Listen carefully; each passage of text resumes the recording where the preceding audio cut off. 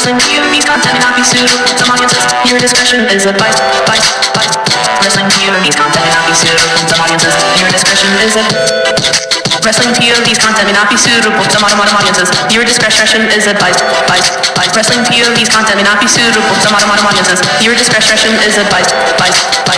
Wrestling POV's content may not be suitable to some audiences. Your discretion is advised. Wrestling POV's content may not be suitable to some audiences. Your discretion is advised.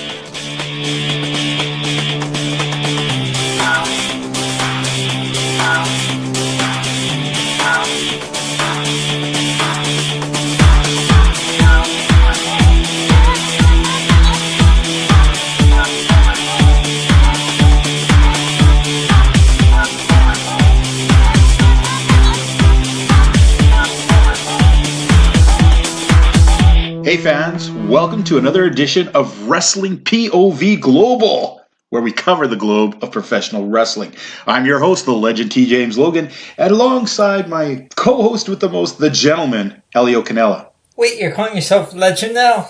Well, yeah, I heard Rick and Tony call me that. I thought that was pretty cool. Oh, I thought it was because Rick and Tony were calling you old. Whoa, wait, what? On to rumblings.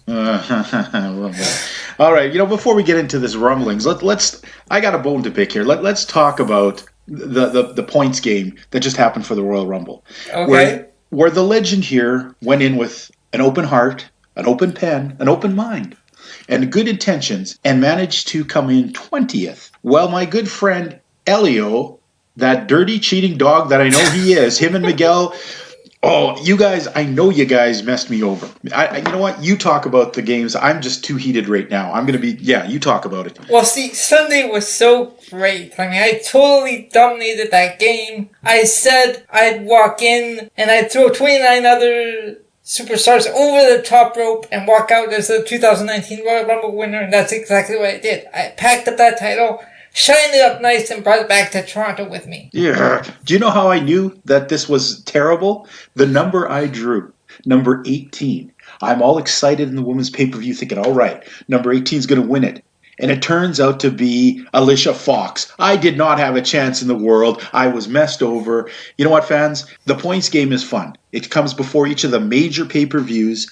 The rules, yeah? Hold on. Let me also add, I didn't need Steiner math or Canella math. I just calculated the odds, and that's how I came out. And now, fans, WWE stands for Walk with Elio. Oh my God, I hate you, Elio. Anyway, moving on. And if you want to play, if you think you have what it takes to take the champ down, just go over to the Facebook page at Wrestling POV Podcast, like that page, and follow us. And you know what, folks? It's not just it's a friendly competition, but there's even, if you come in last place, you are named Rick Serrano the Turd. That's right, you become a turd who, I did not become the turd. It's such a fun game. It is actually pretty fun, and It really stretches the wrestling mind. I mean, I'm pretty sure nobody in the world would have guessed that Becky Lynch was going to insert herself and win the thing. Nobody saw that coming. She wasn't even scheduled in there. So, you know what? That was great. But let's get into you know what? Before we get into the rumblings, there's one other thing I'd like to say.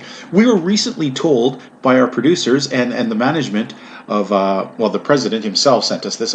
He said we were doing an okay job for two schlubs. Oh, wow. I'm not sure what schlub means. Apparently that's an American term. Thank you, President. Yes. But he said he wanted to point out that where we were getting fans from, and there have been some places around the world that I'm kind of touched and tickled that we actually are getting play from these places. Not only is it the U.S. and Canada, of course, which is a bulk of our fans coming from, but we're also getting places from England, Ireland, Hong Kong, Germany, and I want to send out a special privyet to all my Russian friends. I can't believe I love you, Russian guys. Wow, you keep Russia. Watching wrestling. You keep listening to good music like Little Big. We'll get to them another time. But you know what? I am very happy to know that we have some Russian friends out there. How cool is that? We got Russia. That is so cool. That is cool. You know what? It's the one country had yes. I would guess if you'd said, "Hey, guess who you don't get?" I would have thought it would have been Russia. And then if they said, who would you wish was downloaded? I wish it was Russia. So you know what? That's kind of like, you guys may have messed me over with the points game, but the Russian fans have brought me back in. So I'm feeling good again about this show. I'm not going to burn down the studio like I planned to. All right. Let's take a look at rumblings this week. All kinds of, you know what? Nothing major going on, but lots of minor moves. And I think, Elio, one thing we've noticed all across the Indies right now is the new year has had one thing in common, and that's been a lot of movement across the Indies. People being signed, comings, goings, big names appearing here, not appearing. So let's first of all take a look at MLW. MLW has a little bit of news going on. They have Jacob Fatu will be making his debut with the company now. Are you familiar with the name Jacob Fatu? No, not. Now, do you remember back in the day the Tonga Kid? Oh, back in old WW? I thought I heard you. I was going to say, did you say Fatu was the last name? Yes. Okay, yeah, I know the Tonga Kid, yes. Yes, that's his son, apparently. Oh, okay. So he is, I have heard a lot of things about him over the past couple of years, his name being in that, not like he hasn't really done enough to be newsworthy, but potential-wise, people are like, he's someone to watch. He's someone to watch. Well, now he's stepping onto a national platform, MLW, getting a lot of viewers out there. It's going to be interesting to see if he lives up to the hype. And now leaving out of MLW, Sammy Guevara. This one kind of surprised me. Mm-hmm. We've seen Sammy a few times. We've covered some of his matches in the last couple of weeks. Yep. Apparently, he had a nasty habit of double booking himself. And finally, MLW said, you know what? We can't really rely on you if you're constantly taking other dates to other places and playing for whatever one's giving you the most money. They agreed to part ways. So Sammy Guevara out, Jacob Fatu in. Over on Impact side, Matt Sydal. Not only is he done with the company, but he's going in for knee surgery that he's been holding off for a while. So we'll expect him out for a while. Sorry? That's why we haven't seen him. Yeah. You know, he's been kind of fading out a little bit. His deal was done, and he knew he had to do the surgery for the last little while. So he's taken this opportunity to hopefully get it done, hopefully get back. I mean, he's not a young guy. Right. Also on the Impact side, Caleb Conley is done with the company now. He'll no longer be appearing on. So there's a good hand that will be floating out there. I'm curious to see what company is going to take a play at him. If you had to guess, Elio, who do you think would, with his style? For me, I'm thinking ROH might be a good fit for him. Yeah, I'd say ROH. Why do I recognize that name? Was he ever there before or no? Well, if you're not familiar with him, he's just been a very solid hand who's been working the last little while at Impact. Okay. Now moving on. We talked about this. It was very exciting news because we had joked about how you thought Kushida was going to be a surprise entrant into the Royal Rumble. But last night, Kushida made his last appearance in New Japan, where he wrestled Tanahashi, lost in a non-title match, but apparently very, very dramatic, very, very emotional. Fans sad to see him go, but he's on to bigger and newer things, I guess. Yep. It's going to be interesting to see him how he does in WWE. You know, I'm looking forward to his entrance into WWE, but it makes you wonder now. You know, there's been such an influx of Japanese wrestlers. Mm-hmm. What does Kushida... How does he stand out in the pack of all the other people? I mean, we've got Nakamura, you got Hideo Itami, you've got a whole bunch of guys who are kind of floating in there from New Japan already. Does Kushida, is it possible for him to make a big, okay, from now on, when I say the word Impact, I'm not referring to that crappy company unless we're talking about Impact. Okay? It's not a pun. We're not trying to be clever. But can Kushida make an impact within WWE? The man's super talented. That sounds like a good poll question. Oh my goodness, Elio! I think you're onto something. Can Kushida make an impact in the WWE now that it is already full of many Japanese wrestlers? Let's send that one out there next week. We'll have to talk about this week's poll right after we do the rumblings. I like it, Elio. You're on fire today. You may have cheated me in the points game, but all right. We also have. In ROH, how about this one? This name, I know you're going to know this one, and you might not have saw this, but MVP. Do you remember that fella back in SmackDown days? MVP, wait. WWE MVP? MVP. Do you remember that dude, Montavious? Wow, yeah. How long has it been since we heard that name? Yeah, well, he popped up on ROH as a... You're going to love this. Surprise tag team partner for your favorite wrestler of all, Kenny King. And, I'm sure you were speaking about that. Kenny King, my God. How does this guy still work? Anyways. We'll get to him in the ROH report. Yes, we will. We will. He took on him and Kenny King and MVP actually beat Colt Cabana and Willie Mack. So surprise there. Willie Mack showing up a little more in ROH too. That's a bit of a surprise too because he's been in like MLW. He's been all over the place. So nothing signed for Willie Mack yet, but I think he's a good fit for more of a fit for ROH than he is for MLW, I think, in my mind. Looking around, we also have some guys headed into the WWE. At least they're not 100% confirmed, but they finished all their last dates for AAW, and ACH and Trevor Lee. I know about Trevor Lee. ACH is a surprise. I know of ACH. Now, ACH is a tremendous talent. He is a guy I've seen a few times. I've even met him and seen wrestle live. He does some pretty incredible stuff. So I don't think he's going to have a hard time distinguishing himself. Trevor Lee, on the other hand, they're going to have to come up with a heck of a gimmick because, it's not like he sticks out in a sea of white bread wrestlers. So my head still hurts from that cinder block. Oh my Lord! I don't even know where to begin with that. There's this time. You know what, Elio? I'm letting it go. I'm letting it go. The cinder block's gone. Yeah. It's gone. It's gone. Fans who are wondering what we're talking about. In the book. Yeah.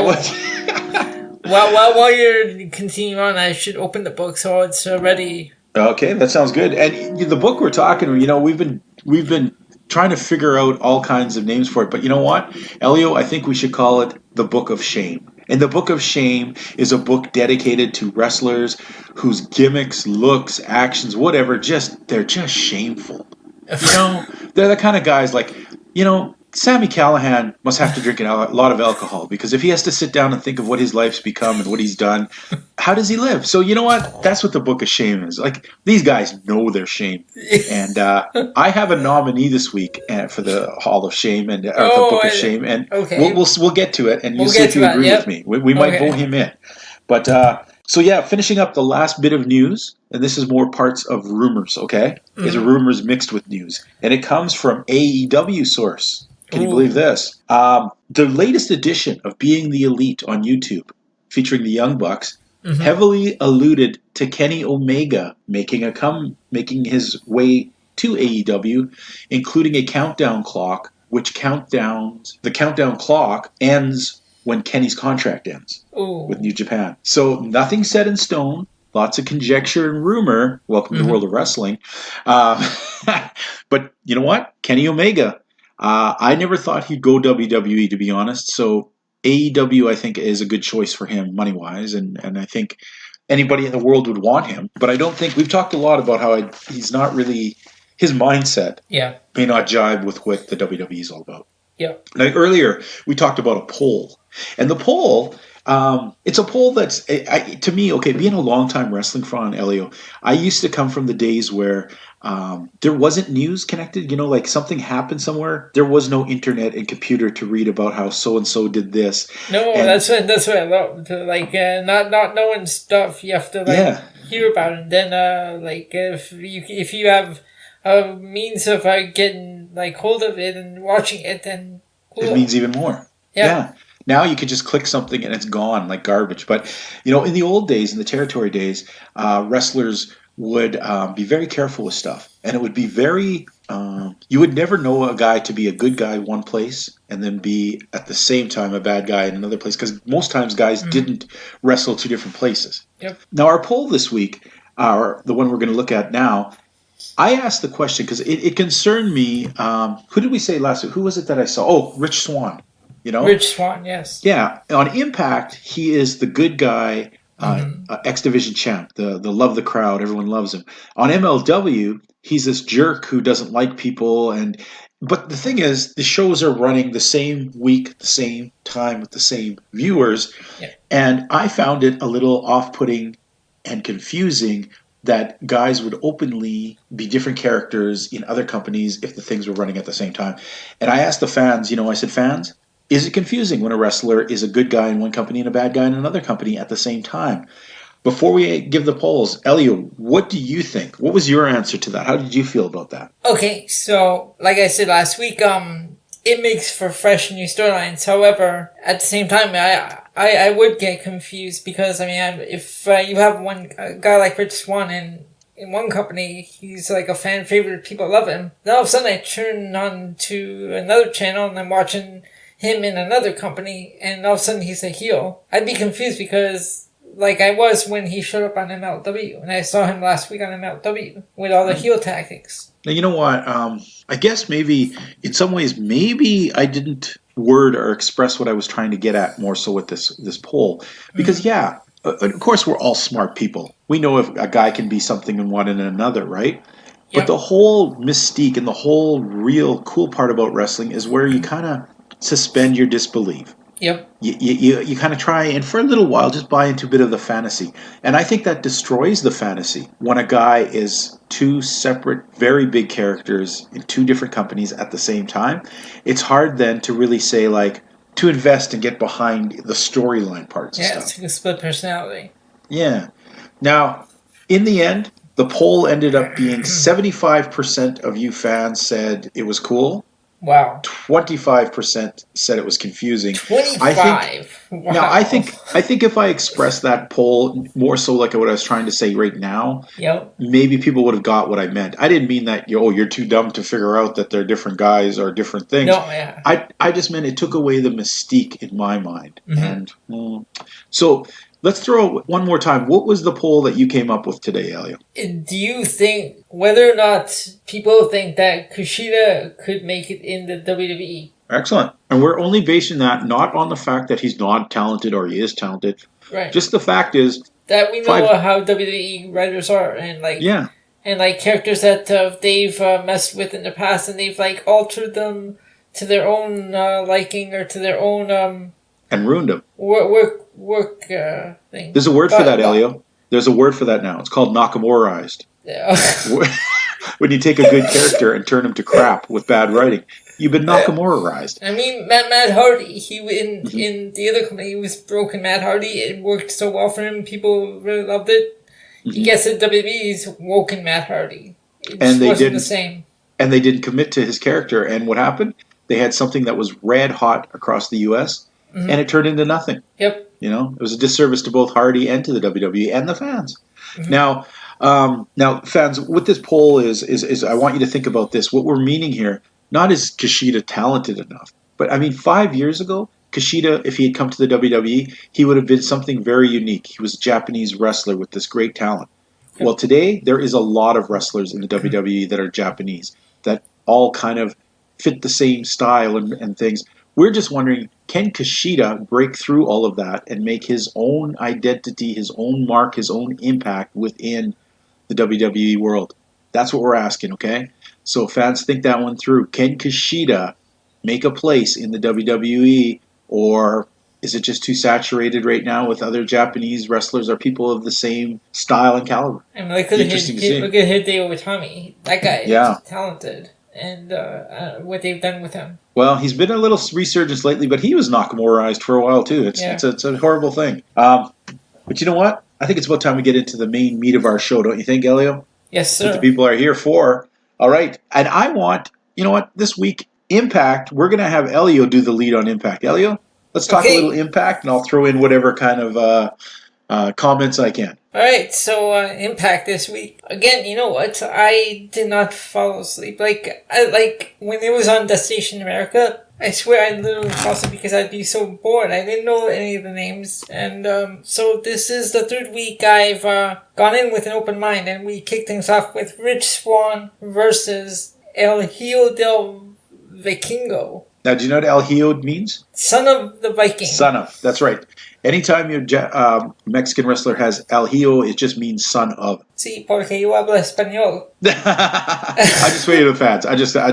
I know you know Spanish way more than me, brother. We're just throwing that there for the fans, okay? Yes, sir. For our Russian fans. So now, I actually have a question for you.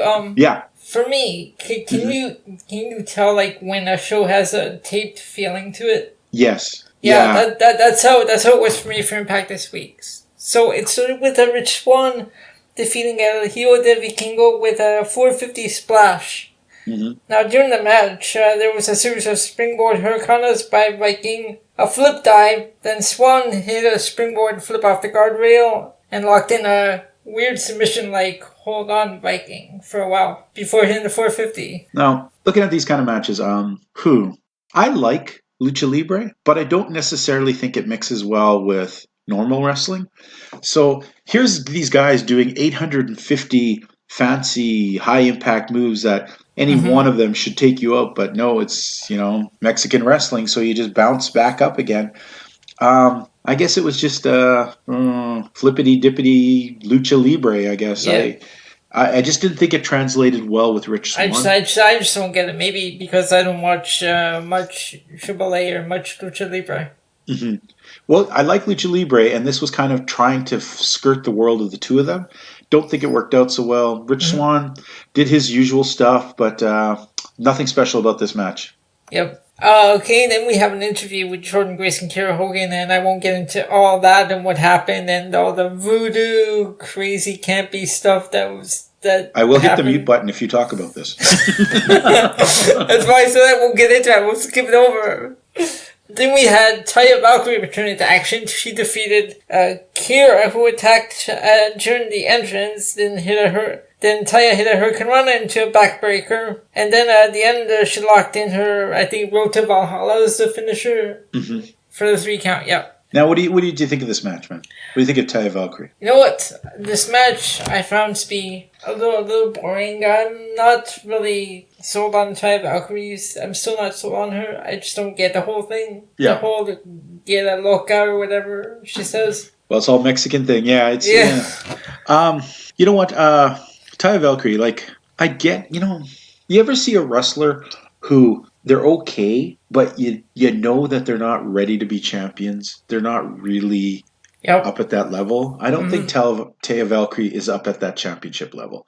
I don't understand why they're not using Tessa Blanchard more. I think she was a great idea to be the focal point of their company.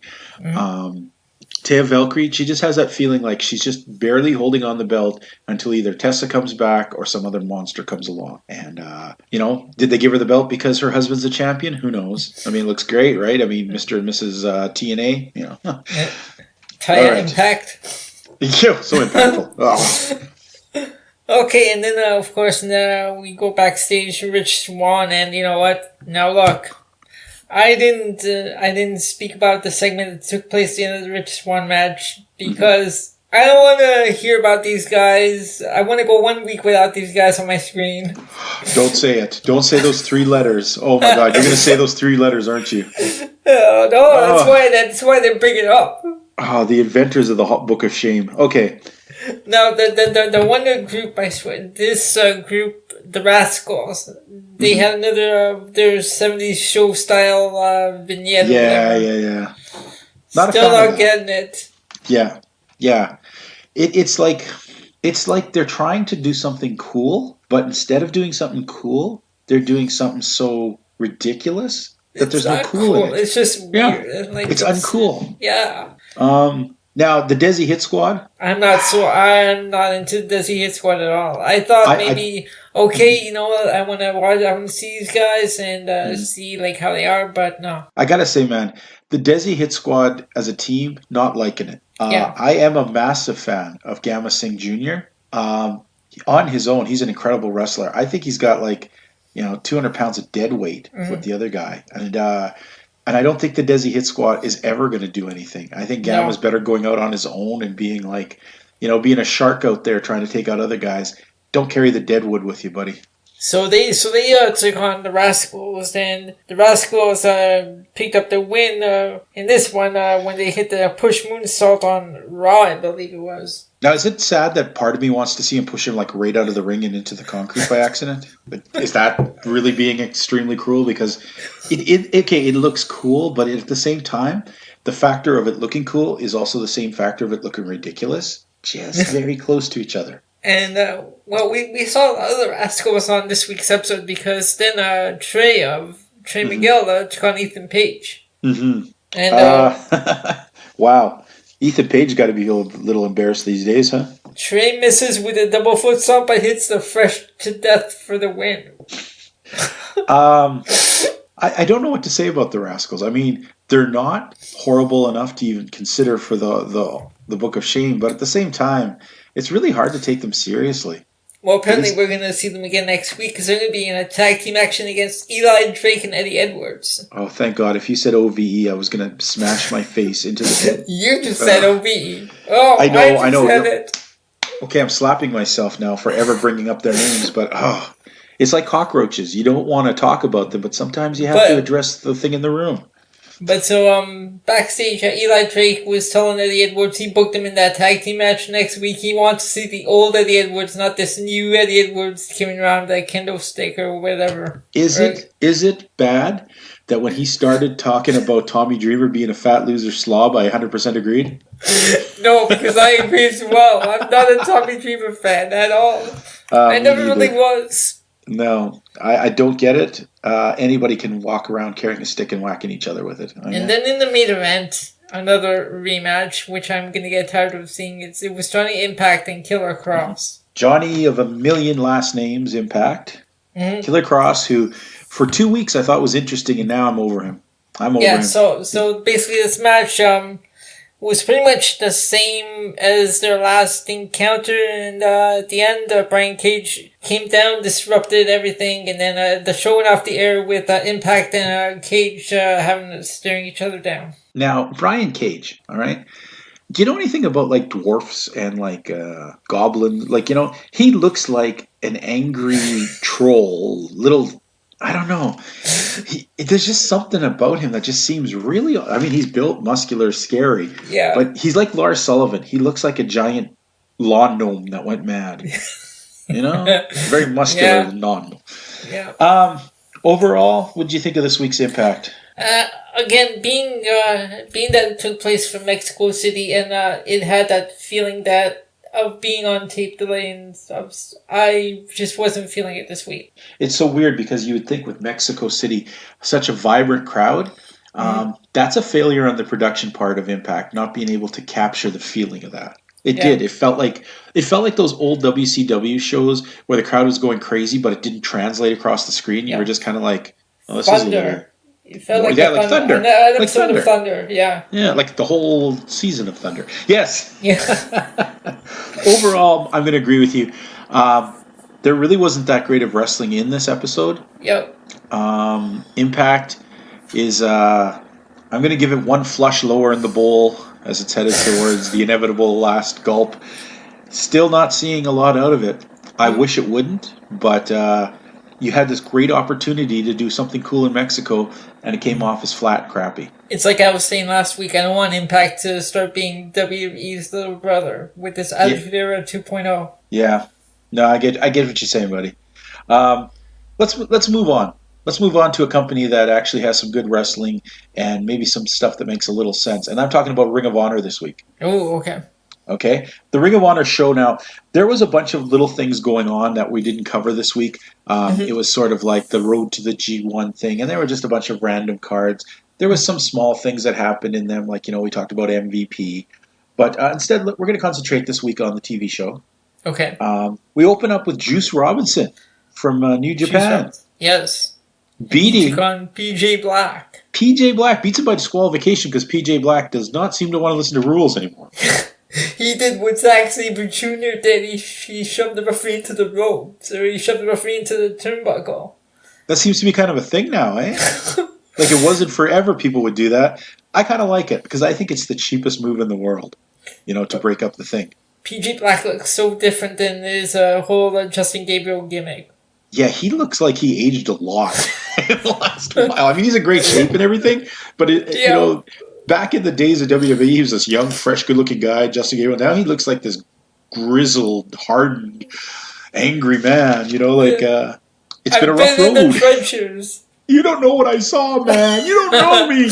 Okay, PJ, calm down. Nobody knows the troubles he's seen. Nobody except him. All right. Shane Taylor basically squishing some loser named Mike Laws. Mike What Law. was the name? Law, Mike Law. Okay, Law, okay. I am the law. Yeah. I got that down right then. Okay. Shane Taylor.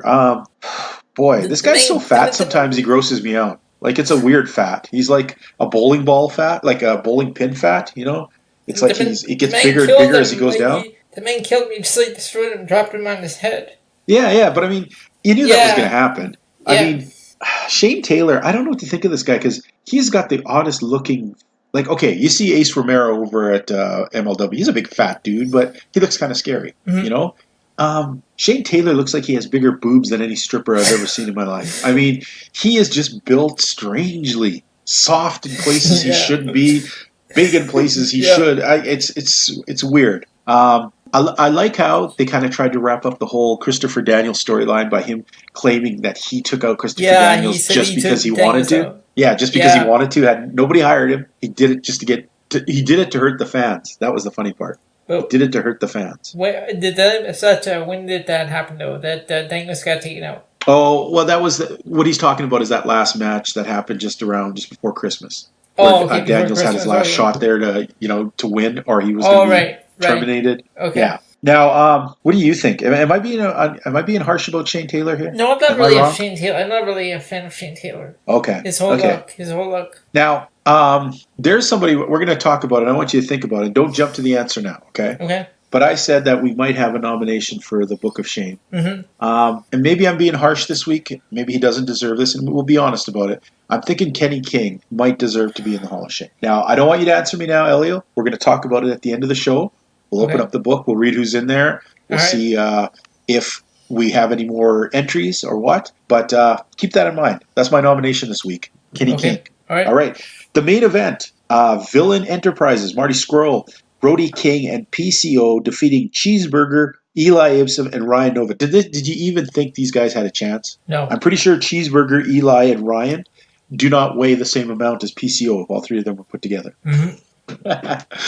What do you thinking of Villain Enterprises? Well, I'm gonna say I really like Villain Enterprises. I still can't get over PCO. The guy looks so different. Like he looks so much better now than when he was the Quebecer. And the guy is in shape. He can move. Now you know what? PCO is he blows me away. He is amazing. The guy's 51 years old. Only has one. He's 51. He has only one eyeball. Did you know that? He's blind in one eye. He has a glass eye. That's right. He used to wear the patch. The eye patch, yeah. And he wrestles like a freaking machine. For his age, the way that guy's in there doing moonsaults, doing all sorts of stuff, he is amazing. This was an interesting match. I mean, basically, it was a show. It was a showcase for Villain Enterprises. As a matter of fact, this whole episode was just showcasing. Shane Taylor being showcased, Juice Robinson being showcased. This was a good match, not a great match. It really showed us what Villain Enterprises can do. Mm-hmm. And it's interesting. I'm not sure if I really like the idea of feuding with the Kingdom, but I guess that's coming. And overall, I think the show was very solid. It did what it set out to do. It showcased the guys you needed to see. PJ Black, he hasn't really signed with anybody. He's still floating out there. We may never see him again. Who knows? But Juice Robinson got a good push there. What did you think of this week's show? I thought it was pretty good. It was a pretty good show. Ring of Honor it's always entertaining. It's cool to see some of the matches. Mm-hmm. Not all the matches, like last week, the one opener, but overall it was pretty good. I liked seeing Juice Robinson because I said on a previous episode that I wanted to see more from this guy. Okay. Well, you know what? Ring of Honor, showing that you don't have to be ridiculous, that well-written wrestling can translate well to the screen. You don't have to put on a facade. Oh, God. I can't believe you threw that out there. Okay. I did that purposely. I know you did. I see that look in your eye. All right. Now, fans, we were going to go talk about a little bit about New Japan, but we're not going to. We're going a little late right now. Nothing has of importance except we mentioned the Kushida-Tanahashi match. Pretty good. But next week we'll have some more stuff about Road to New Beginnings, and hopefully we're pretty close to the New Beginnings show itself.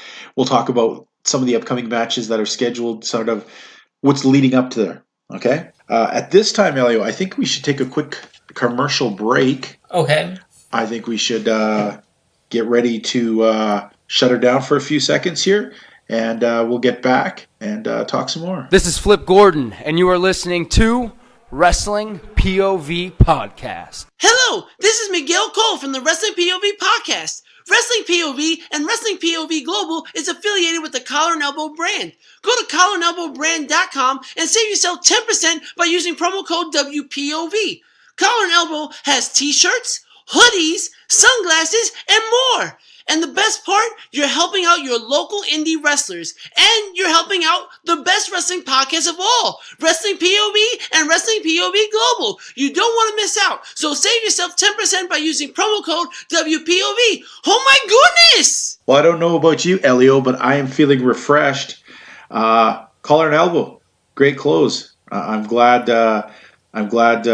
we have an affiliation with them. Yeah, very cool.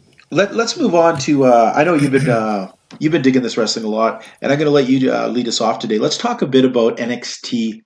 Oh, wait a sec. No, I almost forgot. I was in such a hurry. I was so excited to do this. I was going to open the time capsule. The time capsule. Yes, this time it's a little more timely. I mean, it's only from a year ago, and it's featuring Jordynne Grace. The power. I mean, she's incredible. That small little box of dynamite that wrestles on TNA Impact. Not only is she tough. Not only is she well versed in her craft, not only is she strong, she's also one of the sweetest people I got a chance to talk to. So, you know what? Let's listen to this interview. Folks, if you want to write in and tell me that you fall in love with Jordynne Grace and you want to marry her, it's too late. She's already engaged to Jonathan Gresham. But hey, things happen. He could die tomorrow. You never know. Anyways, let's open up the time vault and hear from Jordynne Grace. Yeah, sounds good. Let's do it. I have a chance today to talk to a girl that I've already talked to her once on the phone. We saw her promoting the CWE Tour. I'm talking about the last pure athlete, Jordynne Grace. Jordynne, first of all, welcome to Alberta. Thank you so much. Happy to be here. Now, has it been any kind of culture shock from where you're from coming up on this tour? Not so much a culture shock. I mean, Canada pretty much has the same layout as the United States. I've been all over the United States, so kind of has the same feel. Just the way people talk is a little bit different. Which is so ironically funny for us because we go to the States and people ask me, "What's your accent?" I'm like, "What?" Yeah, like I hear that a lot, and they say a wee bit a lot, which is like kind of weird to me. And I notice one thing that Canadians do is we do this yes but no. Yeah, they do. I don't know why we do that. Yeah, you definitely do that. I've been like in a car with like 4 Canadians for like 6-hour drives the past week, and it's just been like crazy. I think I'm starting to talk like y'all a little bit. The y'all just killed it. The y'all just killed it. Sorry a lot. Anyways, Jordynne, you're here on the CWE Tour, first time coming up in Canada, and I believe you have an opponent. You talked about this. This is like the most matches in a row with an opponent. That's got, well, first of all, it's Kelly Klein of ROH Flame. You obviously got to be learning a lot from this. Yes, for sure. Especially like, just doing different matches every single night is kind of like crazy with the same person. Now, have you found it? Is it really getting the creative juices flowing, or is this? Have you reached the wall yet where you're like, okay, we can start mailing it in? No, I think it's more about like perfecting each and everything. So if like one thing gets messed up one night, then the next night, you can actually go ahead and perfect it.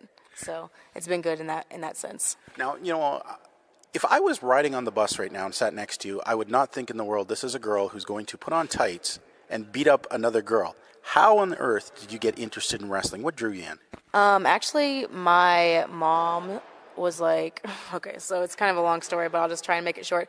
My mom got a divorce, blah, blah, blah, and then she met a guy online who was actually a wrestler in Austin, Texas, and they started dating, and eventually they got married, and he was like training to be a wrestler. He doesn't wrestle anymore because he like really sucked. He's like a backyard wrestler. So I went to the training facility that he went to, and I started my training there, and eventually like within like 3 months of training, I got contacted by a promotion in Mexico. And I actually ended up like going to Mexico my first year of being in wrestling and like training and working shows there. Well, so that's amazing. Yeah, that's kind of how I got into it. and what draws you into wrestling? What is it that you enjoy about it? I like performing in front of people. Like I really liked theater a lot when I was in high school, and that was like one of the big things that I like to do. And I also liked, amateur wrestling. So I guess this kind of like combines the two of those things. Because you are a smaller girl, and I mean, this is a physical sport. I mean, I'm looking over right now. There's a pretty girl with a giant bruise on her arm that I'm going, ouch, looking at that. It's actually funny that you mentioned this. I was at the gym today, and I was in the locker room, just got out of the shower, and this girl comes up to me, and she's like, are you okay? And she was like, I was like, yeah, why? And she was like, are you sure? Do you need someplace safe? And I was like, no, it's nothing like that. Then I ended up like having a 15-minute conversation with her and just like proving that I was basically a wrestler, like showing her GIFs. And she was like, oh, okay. Now, that is so funny because even the last time I went to the hospital, the nurse looked at me, she goes, I have to ask, are you being physically abused at home? And I'm like, do I look like the kind of guy who would be physically abused at home? It's funny though, because she said she was a nurse, and so that's why she was asking, so. That isn't a question that happens in the States a lot? Every time I have a bruise, like one time I had like a huge black swollen eye, and people were like in the grocery store staring at me. My boyfriend John, like he'd be with me, and I would mess with him a lot. I know I shouldn't be doing this. Flinching and stuff. Yeah, I would like, every time he would like go to pick up something, I'd be like, no, please. He hated me. Folks, this girl is a handful. This is going to be an interesting interview. So, okay, going to Mexico, how old were you there? I was 14, so yeah. 14 years old and you're in Mexico. So this is a funny story, actually. So I get to the airport, right? I think I flew out of San Antonio airport. My boyfriend was with me at the time, and he was actually an adult. And they were like, oh, you can't go to, you're under 18, you can't go to Mexico without parental consent. And I was like, well, my boyfriend's with me. Can he sign it? And they were just like, I guess. And so he ended up actually signing the thing for me, and I got to go to Mexico that way. Now, that had to be a culture shock, being immersed in a place with a totally different language and such a different culture. Yeah, that actually, like, I had taken 3 years of Spanish, but it's nothing compared to actually going there. They talk so fast, I barely understood anything. The only thing that I know now is how to ask for the Wi-Fi password. That's it. That's all I got from that. Now, obviously the style of wrestling there is very much different from what is up north of the border. What was the adjustment to learning that kind of, the lucha libre style? Okay, well, obviously, I was only a year in at that point, and so... It's not quite alien yet, it's all new stuff coming in. Yeah, it wasn't... it was just, it was crazy. I would get there 2 hours before the show started, and these girls who were my opponents would get there, literally the match before we were supposed to go out, because I was the main event a lot, because I was, the only American there, and the girls who I was supposed to be in the main event supposed to be in the main event with would come in, and they would be talking, and I wouldn't understand what they were saying, obviously. And mostly it was just on the fly because I didn't understand what they were saying. I'm sure they knew exactly what they wanted to do in the match. And so we just ended up going out there and they just beat my ass for a good 15 minutes. But obviously it was something that you, a great thing to learn and probably something you really glad you did. Yeah, I learned how to, work on the right side. So. Which you had to erase totally when you came back up to exactly. So when I learned how to roll a lot too. That's a big thing there because they use boxing rings instead of mats with rings with actual mats. Yeah, it hurts a lot more. So luchadors they don't really take a lot of bumps. They just do a lot of rolls and then sell it like it's a bump. Now, how many years have you been doing this as an actual wrestler? I mean, you started, you're around 14. You're starting to get things. And how many years now are we in? I'm 21 now, so 7 years. 7 years. And you still have that enthusiasm every day to get in there. No, maybe not every day. I feel like I'm a young, grizzled vet. I know it's funny to say. I guess Cody Rhodes was actually talking to my boyfriend John in the Ring of Honor show, and he was like, oh, yeah, she reminds me a lot of myself because when I was younger, I used to have, the exact same mentality. But I just, I mean, just this whole experience is, crazy because I never thought my life would, take me here. Well, one thing I'm going to give props to you because sometimes when we have people come up for the tours, I'll go on. I may never heard of you before, and I'll go on and look you up and read some stuff so that when I interview you, I don't sound like a total dork. But I'd actually heard about you before you came up and heard some good praises about you, especially involving some shows down in Florida. We talked about that on the phone, and to my surprise, you are getting you're starting to be recognized in the women's scene right now in the States. What is that like feeling? You know it's there. Yeah, I feel like it's slowly but surely happening. I just feel like over the past couple years, I've changed a lot of things about myself, just the style of wrestling I do, and just I've changed my gear, obviously, into a singlet, and I have more a power lifter, style now, so I do a lot of power moves. And I think that's helped me a lot, and obviously I've been training with some of the best wrestlers in the world. So that's helping a lot, obviously. Yeah, I just think it's very slowly picking up steam, and eventually I might get somewhere. So it's actually funny you mentioned this, actually. We're doing a tour in Canada now. I go back and I do. You heard of WWR? You know Yes. Beyond, right? Okay, so I do the WWR show, and the next day I go to Japan. So I'm going to Japan for 10 days and I'm doing some stuff there, and then the day I fly back, and then the day after I fly back, I go to South America. Wow. So yeah, it's like a whirlwind the next few weeks. One question that I have to ask is, obviously, the end goal of most wrestlers is want to be in the WWE, but that itself is a whole different kind of wrestling. Right now, you're in a very physical, and obviously this is something you enjoy. Do you want to do that more, or is it you're looking for the brass ring up there? What do you want for the future of you? My goal right now is just to wrestle as long as I possibly can and just make as much money as I possibly can in that period of time, because I feel like I'm never going to get into WWE. I don't have, the right kind of body for that. I may get into one of these little tournaments that they have, but I don't think I'm ever going to be like on a signed long-term contract unless I just lose a ton of weight.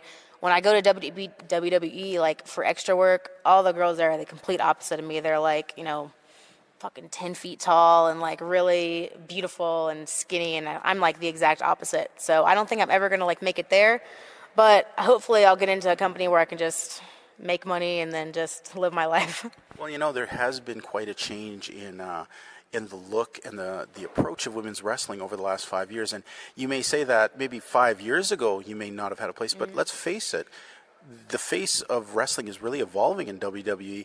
That, there's not to say in 2 years from now, you may be the prototypical wrestler that they're looking at, as they're moving away a lot from the diva approach. Well, I mean, maybe you're right, but just from going there and seeing, the main girls there, I mean, what main girl that's there right now, besides from NXT, like Raw and SmackDown, like worked the indies forever?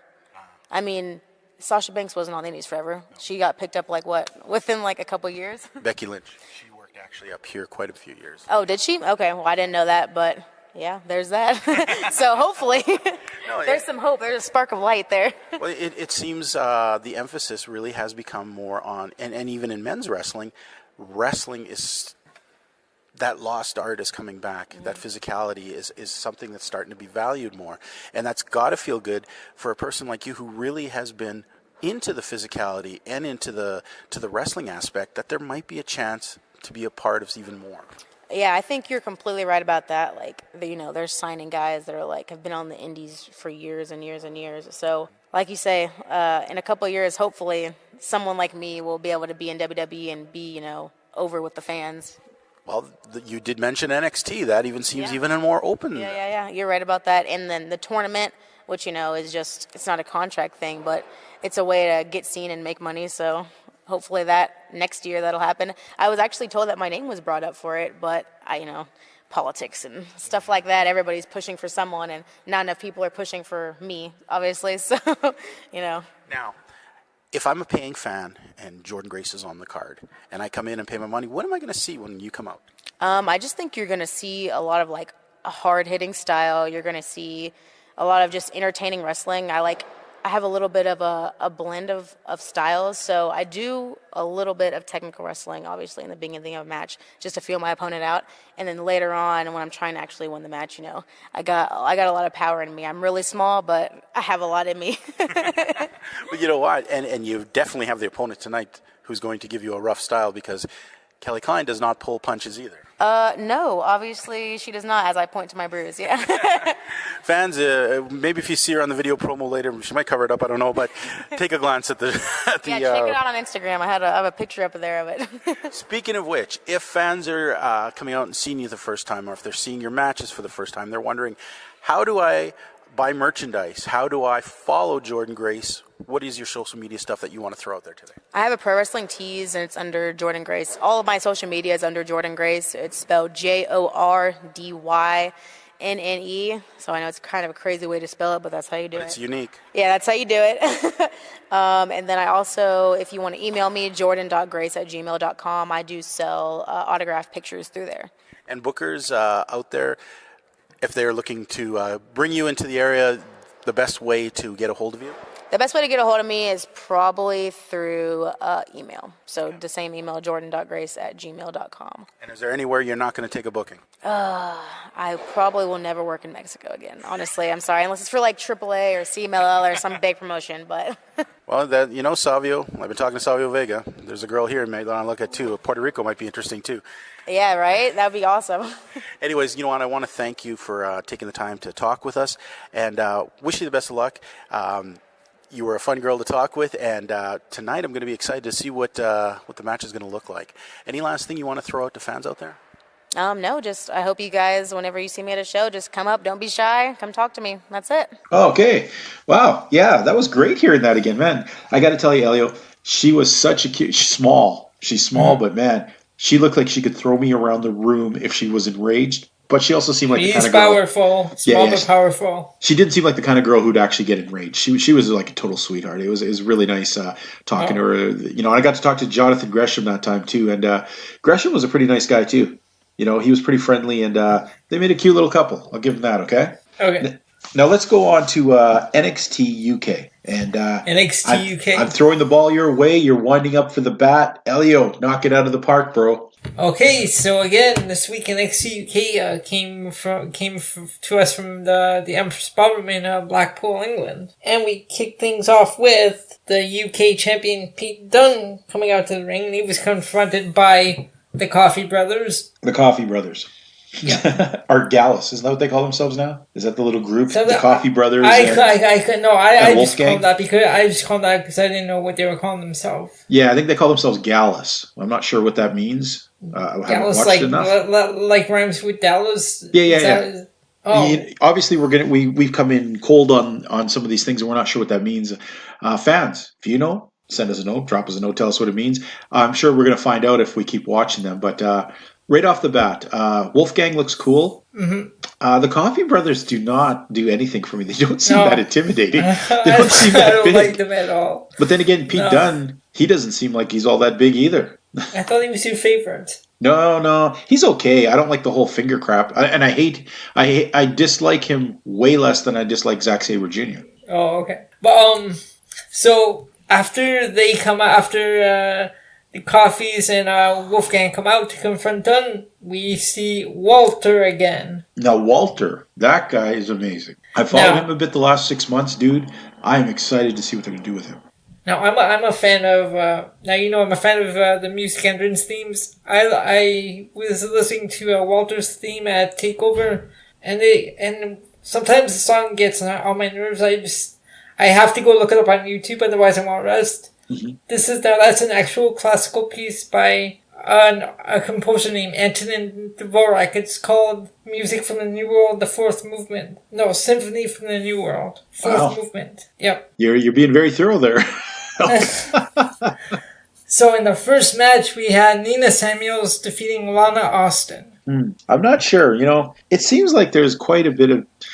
I'm not always sold on female British wrestlers, I gotta say. Mm-hmm. And, these girls look at least a little bit, and I don't mean physically, but the role of wrestlers are a little bit better than the girls in Rev Pro. Yep. I wasn't really a fan of either of these girls. Didn't see much that I thought was legit wrestling. Okay. What'd you feel? Again, I still have seen more from Nina Samuels. I just like her whole look, but I still have seen more. Okay. Yeah. The jury is out. The jury is out. Next, we had Eddie Dennis defeating Jamie Ahmed. Now, Eddie Dennis is coming off a no DQ match against Dave Mastiff. And I thought he lost that match, didn't he? He lost that match. Yeah. I call this guy Zack Sabre's brother because if you look at him... Oh, I never thought of that. I'll have to look a little closer. If you look at him closer, he looks just like Zack Sabre Jr. Oh no. Eddie Dennis, I gotta give him this. He may be a bad guy, but he's still in your face, running kind of forward. Kind of dig that in a heel sometimes. Now, both of these guys were actually playing the role of the heels, and they were both like pretty angry guys. Mm-hmm. That seems a lot of these British guys are very angry men. Yeah, and yeah. Now, before you get to that main event, I just have to throw this out there. As much as I like Trent Seven and Tyler Bates, Mustache Mountain is just a ridiculous name.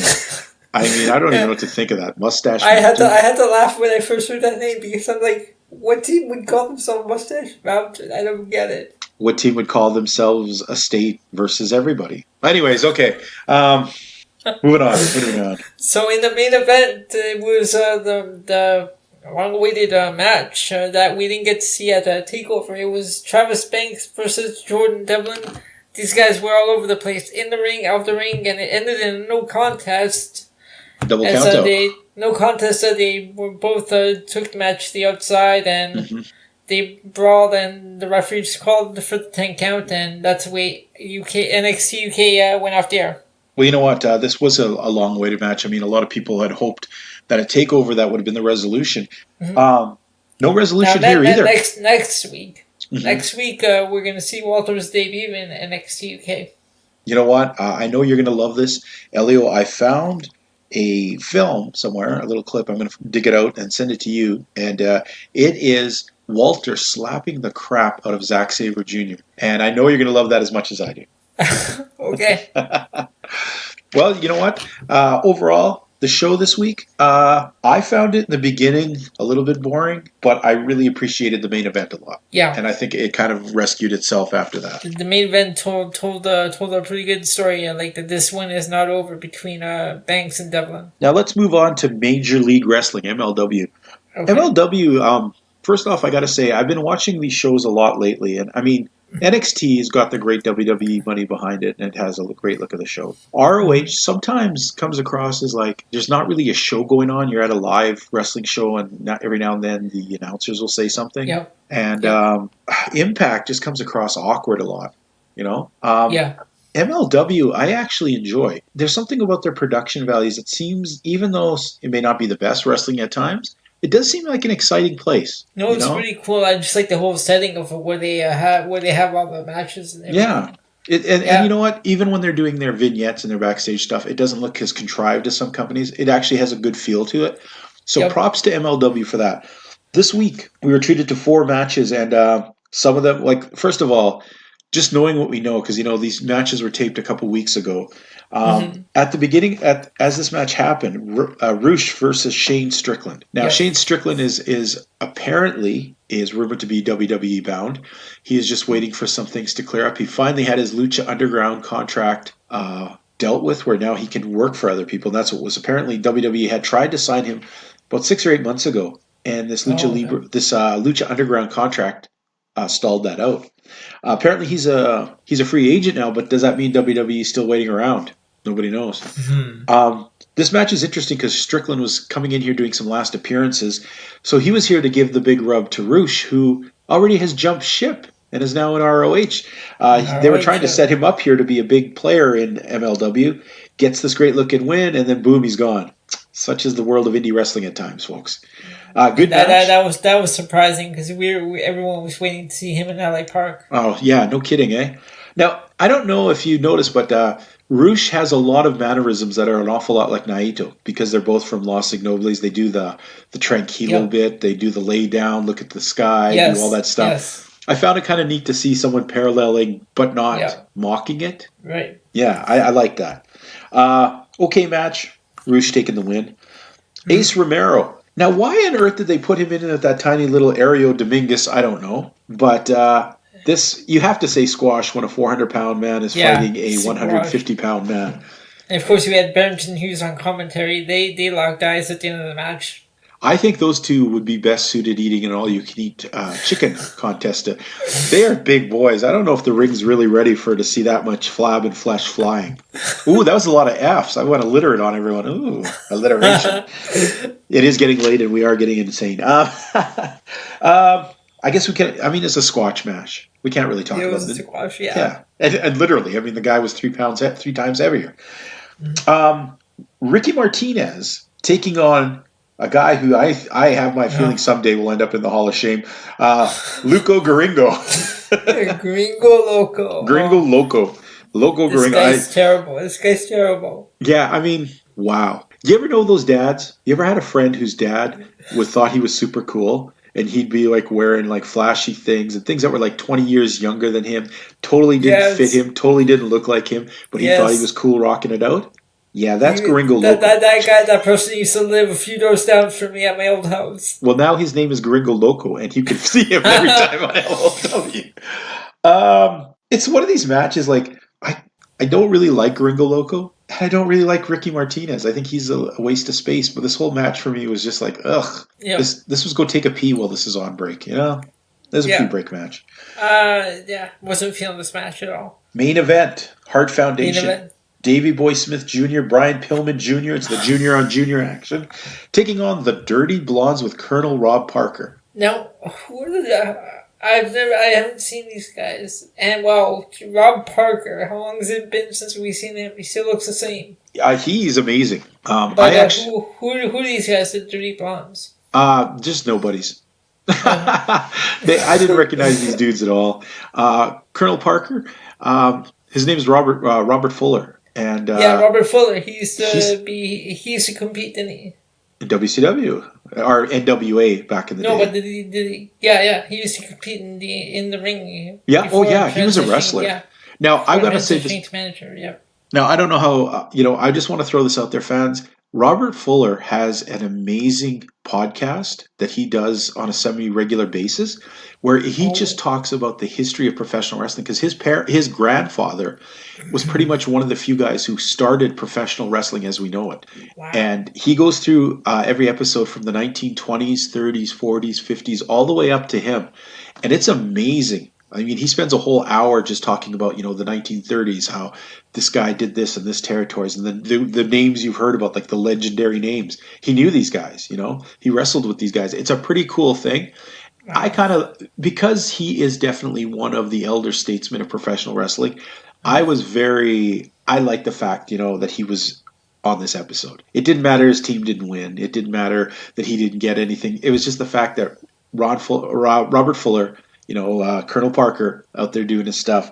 I don't know. I'm still not buying this Hart Foundation. Like Brian Pillman Jr. Thank you. I was going to ask you about that. I am very much questioning Brian Pillman Jr. Yeah, he's just Davey really Boy Smith, weird. Davey Boy Smith Jr., he's proven himself. Yeah. Teddy Hart, while being a nut job, has proven himself. Yep. Brian Pillman, though, do you feel like it's more just a lot of character and not a lot of wrestling ability? I don't see much out of him except character. I also saw the vignette he did where he was addressing Tommy Dreamer, said, yes. Maybe where will we meet next? Maybe in the schoolyard, maybe on a playground, maybe in New York City, maybe in your backyard. Yeah. He's too over the top, isn't he? He's too much. Yeah. Maybe he'll bring that in a bit. I mean, Davey Boy, Harry and Teddy, yep. Maybe the working with them will rub off, and then maybe he'll temper something in him. But right now, he seems like a lot of flash and not a lot of substance. Yep. And I think that I get excited when I see Hart Foundation, but then when I see that he's one of the members on the team, it's kind of like I'd rather have it the other guy that's sitting out, whoever it is, whether it's Teddy or Harry. So it was an interesting match, a bit of old school stuff mixed in with things. Hart Foundation taking the win. But once again, walking away with that feeling that Brian Pillman Jr. in my head is still a question mark. I don't think this is a guy who will, like right now, if he never progressed, if he was just this guy, there is no way in hell he'd ever make it to the WWE. He does not have what it takes. Harry does, and if Teddy could get his crap together, he would. But Brian Pillman Jr. has a lot of work to do. Now, if Dave Boy Smith Jr. ever went back, where do you think he'd fit in WWE? I think if Harry was to go back, he should go back in the role of a singles wrestler. His last run with T.J. Wilson was, what did he call himself in the... Tyson Kidd? Tyson Kidd, yes. T.J. Wilson, yeah. Tyson Kidd. I think Harry was stuck in the role of being the setup man in a tag team, who's just usually the bigger, stronger guy who sets up the flashier moves for the other guy. But let's face it, Harry, at 6'8", can do all the things that junior heavyweights do. And I think for a while before he left, I think didn't one day starting a mini feud with him and Tyson. Well, yeah, that started to happen. I remember when Harry left WWE, and I'd only seen him wrestle in WWE, and then he came across and did a whole bunch of independent stuff across Canada, and I caught a bunch of matches, and I was blown away Like, I was like, who is this guy? This isn't the guy I seen on TV. This guy is wrestling so incredible at a world star level, you know?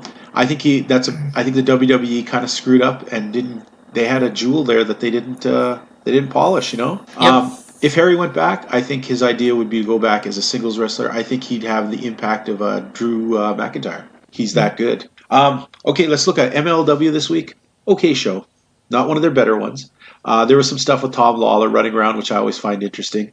I can hardly wait till Filthy Tom Lawler gets in there with Low Key.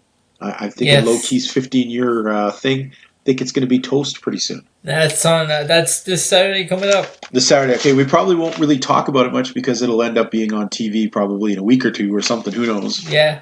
But there might be a live one. If that one's live, I'm almost thinking me and you should watch it and cover it on the next episode. Oh, that sounds good. Yeah. Yeah. Okay, well, you know what? We talked a lot of wrestling today. Before we go too far into stuff, let's talk about the book, our Book of Shame. The book, okay. Okay, call up the Book of Shame, Elio, and tell me who is the current residents, and we'll see if they still belong in there, first of all. So far we have Facade. Oh, God, yes, Facade, in my opinion, stays in that until he dresses better or does something. Next, we have Tommy Dreamer. Tommy Dreamer. Yeah. I think Tommy Dreamer deserves to be in there. He's playing the same shtick with a stick for the last 25 years. Then we have the team that shall not be named. Yes, the Lord Voldemorts of this podcast, and including their leader, who's all 5'2" of anger and leather. Those guys, they started this book, so they deserve to be in there. Now, it's their fault. It's their fault. There's a book. Okay. Well, I think, though, if there wasn't them, Facade might have started the book. But anyhow, here we go. Elio, my nomination for this week, Kenny King. Does Kenny King belong in the Hall of Shame, or is he just really just boring and maybe not shameful enough to be in there? I haven't really seen him do anything weird. Dude, he hasn't done anything his entire career. Being the book, but yeah, I just find him really boring, and even on the mic, he should never talk. Don't talk. You know what? I'm gonna, going in, I was all set that Kenny King deserves to be in there, but the truth is, he's not that embarrassing. He's just boring. Yeah. And that's not really embarrassing. He's boring and he takes up time on the TV for other people, but you're right, Elio, let's not put him in the book. He doesn't deserve the Book of Shame. All right. Now, fans, all you fans in Germany, I'm looking your way. All you fans in Russia, Ireland, the US, Spain, the UK, good old Canada, you're rounding us out and we're loving it. We're here for you guys. We want to hear from you. Especially Go ahead. Some great news. It's some great news. You know what? If I get a letter or an email from somebody from Russia, I'm going to be ecstatic. I'll be over the top. I'd love to hear that. Okay. But you know what, Elio? We got to tell people, where can they get a hold of us? Give us that social media stuff out there. So the Facebook page is Wrestling POV Podcast. So you can follow us there, like the page. You can play the points game when we have a pay-per-view going. And it's mostly the major ones, not the minor ones. Yep, and you can follow us on Twitter. I got the Twitter one, Wrestling POV. And guess who runs that page? Miguel Cole. Yeah, your little accomplice in trying to screw me over for the points game. I'm sure you're mistaken. I don't know what you're talking about. I'm sure I'm not. You're going to lose the gentleman thing when they find out that you guys did. But you know what, fans? Walk with Elio. That's all I can say. I hate you, Elio. Fans, we've had a really great time this week. I just like to say, you know what? This has been just another great Wrestling POV Global episode. I'm your host, Legend TJ Logan. With me, the gentleman Elio Canella, and the new WPOV World Champion. The only thing that excites me is we'll see you folks in 7 more sleeps. Have a good night.